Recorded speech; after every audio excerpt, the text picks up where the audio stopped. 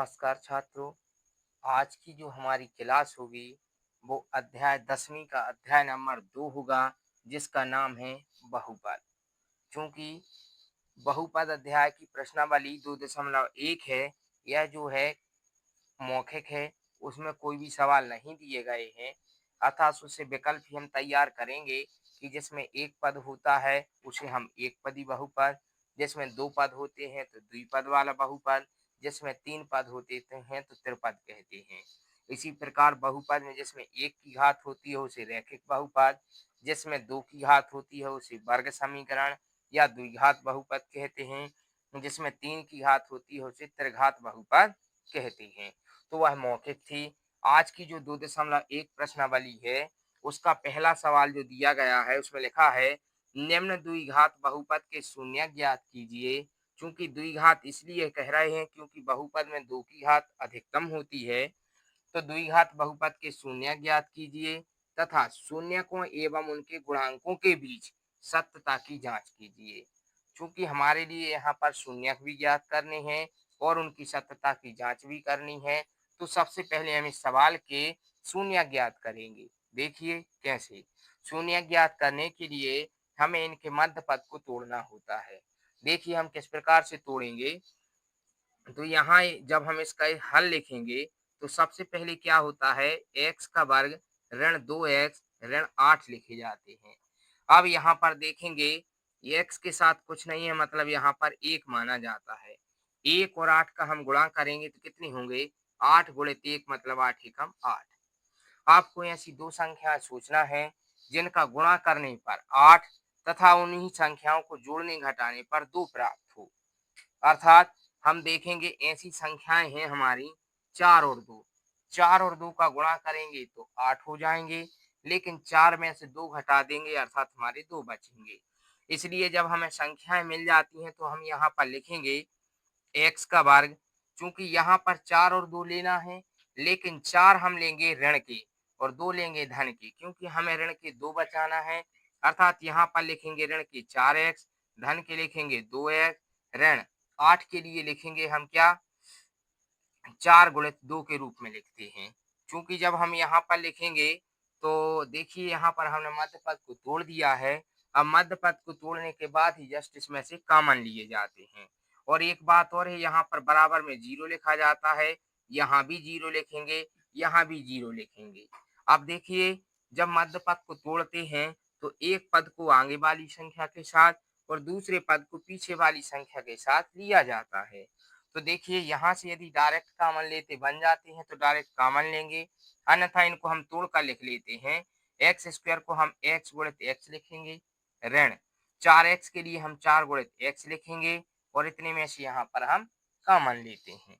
यहाँ का बीच का चिन्ह जो प्लस का है वो ज्यों का त्यों लगाएंगे। 2 के लिए हम 2 गुणित एक्स लिख देते हैं और ऋण 4 गुणित 2 हमारे ज्यों के त्यों लिखे जाएंगे और इतने में से अलग कॉमन निकालना है। बराबर में हमारा जीरो चलेगा। चूंकि यहाँ पर हमें जो समान संख्या दिखती है उसको हम बाहर निकाल लेते हैं। यदि आप चाहें तो जो कॉमन लिखना निकालना है उसमें हम गोला लगा सकते हैं।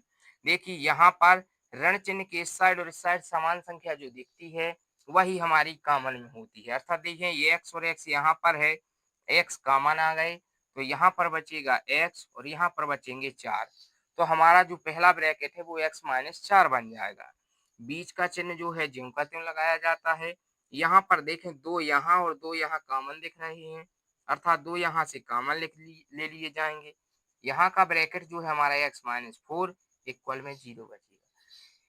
ये दोनों ब्रैकेट समान हमेशा बनते हैं। यहाँ देखिए समान बन रहे हैं, अर्थात समान ब्रैकेट को हम एक बार लिखते हैं और यहाँ पर जो हमने पहले ब्रैकेट से कॉमन और यहाँ से जो कॉमन ली थी उनको हम मिला के लिख दी थी, अर्थात एक्स प्लस 2 होंगे। बराबर में कितने होंगे, 0।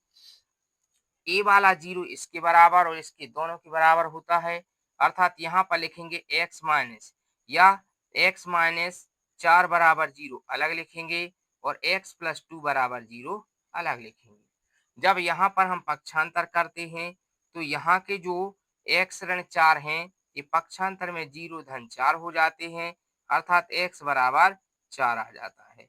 और यहाँ पर देखेंगे जब हम पक्षांतर करेंगे तो हमारा यहाँ x बराबर 0-2 अर्थात x बराबर -2 आ जाएंगे।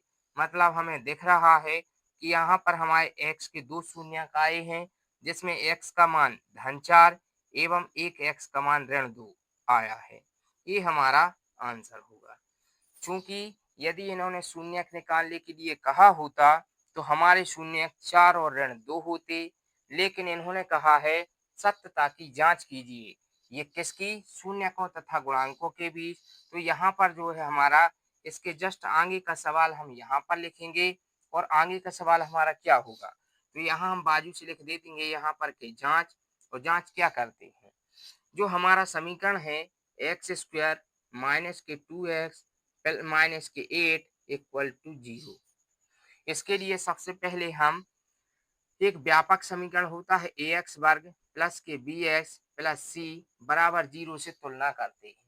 यहाँ पर जो है a बराबर कितना आएगा, x² के साथ जो संख्या लिखी होती है, यदि कुछ ना लिखा हो तो यहाँ पर 1 माना जाता है। मतलब a का मान हमारा यहाँ पर 1 आएगा, जबकि b का मान यहाँ पर -2 आएगा और c का मान हमारा -8 आएगा। चूंकि हमें इनके गुणांकों एवं शून्यकों के बीच सत्यता की जांच करनी है, अर्थात हम जानते हैं मूलों का योगफल क्या होता है। मूलों का योगफल अर्थात मूलों का योगफल के लिए हम अल्फा प्लस बीटा कहते हैं। अल्फा प्लस बीटा बराबर क्या होता है, -kb/a होता है। अर्थात जब हम यहाँ पर मान रखेंगे तो हमें पता है कि माइनस का चिन्ह तो सूत्र में आता है और b का मान हमारा पहले से ऋण में दिया है, तो इसे हम डबल है तो ब्रैकेट के अंदर लिखकर बटे में a का मान हम 1 लिखेंगे। अब यहाँ पर हम देखेंगे, यहाँ पर जो है बटे का 1 लिखा नहीं जाता है, अर्थात ऋण का ऋण में गुणा करेंगे तो ये -2 हो जाएंगे। मतलब हमारा मूलों का योगफल जो है ऋण 2 मतलब +2 आएगा, जबकि मूलों का गुणनफल यहाँ पर एक और देखेंगे, मूलों का गुणनफल क्या आता है, मूलों का गुणनफल बराबर होता है अल्फा, ब्रैकेट के अंदर लिखेंगे पहले अल्फा इंटू बीटा बराबर क्या होता है, c/a होता है। c/a का मतलब होता है c की वैल्यू यहाँ पर -8 दी गई है और a की वैल्यू 1 दी गई है। चूंकि यहाँ पर 1 लिखा नहीं जाता है, अर्थात जो हमारा यहाँ पर होगा ऋण 8, तो मूलों का गुणनफल यहाँ पर ऋण 8 होगा और मूलों का योगफल जो है +2 होगा। ये हमारे आंसर होंगे।